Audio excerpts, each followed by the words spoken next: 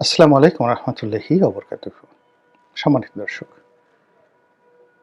একটি অস্বাভাবিক এবং নির্মম মৃত্যু, যে কোনো মৃত্যুই নির্মম, কিন্তু সেই মৃত্যুটি যখন অস্বাভাবিক হয়, আত্মহনন হয় এবং কোনো দুর্ঘটনা ঘটে এবং সেই মৃত্যুর সঙ্গে যখন কোনো অসহায় নারীর জীবন, তার বেঁচে থাকার সংগ্রাম, লড়াই এবং ব্যর্থতা থাকে এবং সেই মৃত্যুর সঙ্গে যখন একের অবোধ শিশু তার বেঁচে থাকার আরতি, বেঁচে থাকার অধিকার, সেটি বিলুপ্ত হয়ে যায়, তখন পুরো জাতির বিবেককে যেভাবে নাড়া দেয়। একটি মৃত্যু কখনো কখনো একটি অগ্নিগর্ভ হয়ে ওঠে। ঠিক তদ্রূপ সাম্প্রতিক সময় বাংলাদেশের সেই প্রত্যন্ত অঞ্চল বাগেরহাট, সেই বাগেরহাটের একটি উপজেলা পর্যায়ের সাধারণ একজন আওয়ামী লীগের যে ছাত্র শাখা, ছাত্রলীগের একজন কর্মী, তার নাম সাদ্দাম। সম্ভবত সে উপজেলা বা কোনো ইউনিয়ন পর্যায়ের ছাত্রলীগের একজন সভাপতি। আবার বলছি, উপজেলা পর্যায়ে অথবা ইউনিয়ন পর্যায়ের একজন সভাপতি। এই সকল পদে যারা থাকে গ্রাম অঞ্চলে, সেটা ছাত্রদল হোক, ছাত্রলীগ হোক, শিবির হোক, এরা সাধারণত মধ্যবিত্ত, নিম্ন মধ্যবিত্ত, অনেক ক্ষেত্রে দরিদ্র পরিবারের সন্তান হয়। কারো বিরুদ্ধে সন্ত্রাসের অভিযোগ থাকে, বেপরোয়া জীবনযাপনের অভিযোগ থাকে, এটা সত্য। কিন্তু সবচেয়ে বড় ব্যাপার হলো যে মানুষ হিসেবে এরকম একজন কর্মী, যে কোনো রাজনৈতিক দলের কর্মী, তারা যদি সত্যিকার অর্থে সন্ত্রাসী হয়ে ওঠে, খারাপ হয়ে ওঠে, তার দায় দায়িত্ব রাষ্ট্রের, সমাজের, আপনার আমার সকলের। আমাদের চোখের সামনে একটা গ্রামের সাধারণ পরিবারের সন্তান যখন অপ্রতিরোধ্য হয়ে ওঠে, হঠাৎ করে তার উপর সকল ক্রোধ, ক্ষোভ এগুলো ঝেড়ে আমরা আমাদের দায় এড়াতে পারি না। সাদ্দামের ক্ষেত্রে রাষ্ট্র কি আচরণ করেছে, আইন কি কাণ্ড করেছে, সমাজ কি দায়িত্ব পালন করেছে, সেগুলো নিয়ে বিচার করার সময় এখন নেই। সাদ্দামের স্ত্রী গলায় দড়ি দিয়ে মারা গেছেন। মারা যাওয়ার আগে তার শিশু সন্তানটি ৩ মাস বা এরকম হবে বয়স, তাকেও মেরেছেন। কি নির্মম একটা পরিস্থিতি তৈরি হলে এরকম একটি জঘন্য হত্যাকাণ্ড ঘটতে পারে, তার কিছু দৃশ্য আমি বর্ণনা করছি। সাদ্দাম বয়সে কত হবে? ৩০-৩২ এরকম বয়সী। আর তার স্ত্রীর বয়স কত হবে? ২৫-২৬ এই বয়সী।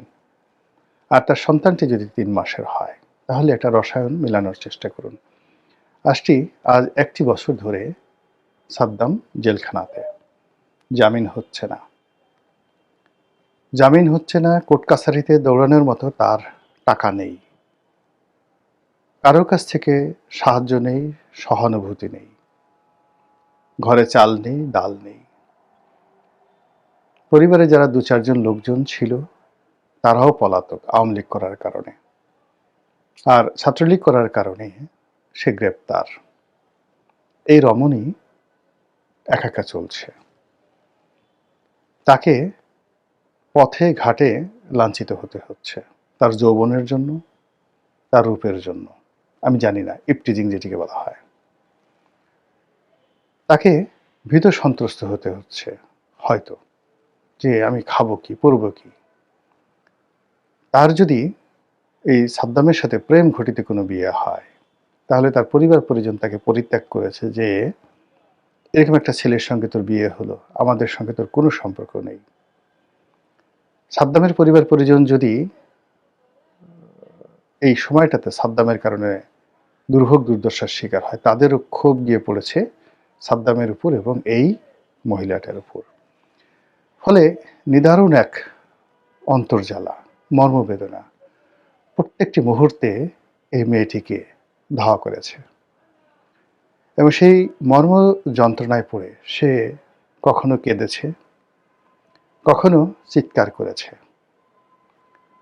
সে এই পৃথিবীর মায়া ত্যাগ করার আগে, ফাঁসিতে ঝুলার আগে বহুবার চিন্তা করেছে এই কাজটি করা তার ঠিক হবে। সে তার প্রিয়জনের কথা চিন্তা করেছে, আবার কেঁদেছে। সে তার সন্তানের কথা চিন্তা করেছে, আবার কেঁদেছে। সে একা মরতে পারেনি।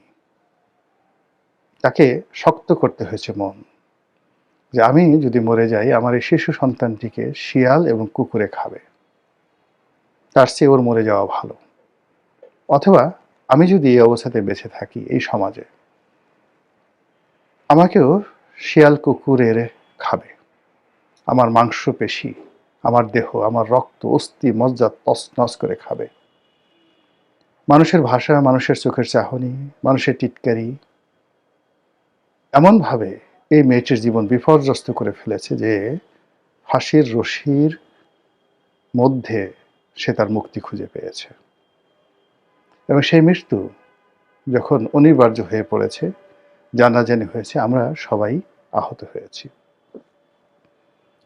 এখন দ্বিতীয় ঘটনায় আসুন। সাধারণত এরকম একটা মর্মান্তিক মৃত্যু হলে সবার মন নরম হয়। দেখা গেল যে এখানে যে সাদ্দাম যে জেলখানাতে আছে, কারারুদ্ধ আছে, তাকে প্যারোলে মুক্তি দেওয়া হয়। সে কাজ করা হয়নি প্রশাসনের পক্ষ থেকে। ফলে কি হলো, জেলখানাতে বসে সেই কারারুদ্ধ সাদ্দাম যেন তার সন্তান এবং তার স্ত্রীর মুখ দেখতে পারে, এজন্য লাশবাহী গাড়ি সেই কারাগারে নেওয়া হয়েছে। বোঝার চেষ্টা করুন যে সাদ্দামের মনে তখন কি হয়েছে। সে কি মানুষ? ধরুন সে মানুষ না, ধরুন সে একটা পশু, একটা গরু, ধরুন সে একটা ছাগল, এমনকি ধরুন সে একটা হায়না। যদি একটা হায়না হয়, কিংবা ধরুন সে একটা আপনার অন্য ঘৃণিত প্রাণী, সজারু, আপনি মানুষ হিসেবে, আপনি যদি মানুষ হন, মানুষ হিসেবে কোন একটি গরু, কোন একটি ছাগল, কোন একটি সজারু, কোন একটি ভাল্লুক, যে প্রাণীকে আপনি খুব ঘৃণা করেন, এমনকি একটা শুয়োর, তার শিশু পুত্র এবং তার স্ত্রী, জীবন সঙ্গিনী, তাদেরকে আপনি মারলেন, মেরে সেই লাশ আবার তার সামনে আপনি নিয়ে গেলেন। বলেন তো আপনি কাজ পারবেন কিনা? এবং আপনি দৃশ্য যদি চিন্তা করেন যে একটা পশুর মনে কি ধরনের আবেগ এবং অনুভূতি তৈরি হবে। বহু আগে আমি হংকংয়ে ছিলাম 91 বা 92 সালে। তখন বাংলাদেশে আসলে এরকম যে টিভি চ্যানেলগুলো, যেগুলো যেমন ন্যাশনাল জিওগ্রাফিক চ্যানেল, অতটা জনপ্রিয় হয়নি। তো ওখানে রাতে আমি সেই ন্যাশনাল জিওগ্রাফিক চ্যানেল দেখছিলাম। তো সেখানে সারাটা রাত আমি কেঁদেছি। এত কান্না আমার কখনো হয়নি। সে কান্না হলো একটি পুরুষ জলহস্তী তার জীবন সঙ্গিনীকে হারিয়ে ফেলে। হস্তিনীটি মারা যায়। তো এর ফলে সেই পুরুষ জলহস্তিটি যেভাবে কাঁদছিল, যেভাবে তাণ্ডব করছিল, যেভাবে উথাল পাথাল করছিল, ও দৃশ্য দেখার মতো নয়। সারা রাত আমি স্মরণ করেছি এবং এখনো সেই দৃশ্য মনে আসলে চোখ ছলছল করে ওঠে। একটা পশু তার পরিবারের সদস্যের জন্য, তার আপনজনের জন্য কি করে, সেই যে দৃশ্য, সেই দৃশ্যের সঙ্গে যদি আপনি সাদ্দামের দৃশ্য তুলনা করেন, আমাদের সমাজ আমরা কতটা পশুত্বের পর্যায়ে নামিয়ে এনেছি। আইন দ্বারা, নীতি দ্বারা, ভীতি দ্বারা, কথা দ্বারা, অমানবিকতা দ্বারা আমাদের এই রাষ্ট্রটিকে, দেশটিকে আমরা কোন পর্যায়ে নিয়ে গেছি? আমাজনের জঙ্গল, আফ্রিকার জঙ্গল, নাকি অন্য কোনো সাপদ জঙ্গল? এই বিবেচনা আপনাদের উপর দিলাম। থার্ড, এই আওয়ামী লীগে কত মানুষ, তারা হাজার হাজার কোটি টাকা পাচার করেছিল, তো মিথ্যা কথা নয়। কত মন্ত্রী, কত এমপি, কত আমির, কত উমরা সারা দুনিয়াতে বেগম পাড়া গড়ে তুলেছে। তাদের নিউ ইয়র্কের মতো শহরে স্বর্ণকমল আছে, মানে ওই যে এরশাদ শিকদারের স্বর্ণকমল। তাদের চলাফেরা করার জন্য রোলস রয়েস আছে। পৃথিবীর সবচেয়ে দামি গাড়ি, এবং সেই রোলস রয়েস কোম্পানির শুধু গাড়ি নয়, অনেকের ইয়ট পর্যন্ত আছে এই আওয়ামী লীগের নেতাকর্মীদের। মন্ত্রী ছিল 1 বছর, 1 বছরের মধ্যে 10,000 কোটি টাকা চুরি করেছে, এরকম নজির আছে। ইংল্যান্ডে পালিয়ে আছে, আমেরিকাতে পালিয়ে আছে। পালানোর আগে হাজার হাজার কোটি টাকা দিয়ে তারা সেখানে তাদের প্রাসাদ গড়ে তুলেছে। ওই বাগেরহাট, ওই এলাকাতে যাদের রাজত্ব ছিল, আওয়ামী লীগের কাদের রাজত্ব ছিল, খোঁজ নিয়ে দেখেন তারা এখন কোথায় আছে। আমেরিকার মতো জায়গাতে শেখ হেলাল আছে, তার ছেলে তন্ময় আছে। ওই একটা পরিবার থেকে 3 জন এমপি ছিল, 3 না 4 জন এমপি ছিল। গত 15টি বছর ধরে পুরো বাগেরহাট, খুলনা, পুরো এলাকার অঘোষিত মুঘল সম্রাট ছিল তারা। কোনো কিছুর অভাব তাদের নেই।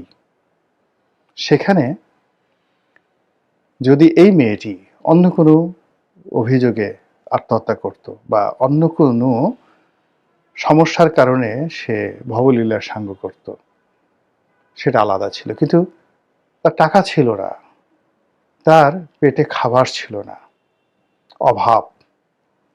সেই অভাবের কারণে সে গত 17টি মাস টিকতে পারেনি। আমাদের এই ফেসবুকে বলার চেষ্টা করেছে যে 17 বছর লুৎফুজ্জামান বাবর জেলখানাতে ছিল, কিন্তু তার স্ত্রীকে মরতে হয়নি। এর কারণ হলো বাবরের টাকা ছিল। আওয়ামী লীগ জামানাতে বহু মানুষ, বিএনপির বহু মানুষ জেলখানাতে ছিল, কিন্তু যারা জেলখানাতে ছিল তাদের পরিবারের কাউকে না খেয়ে মরতে হয়নি।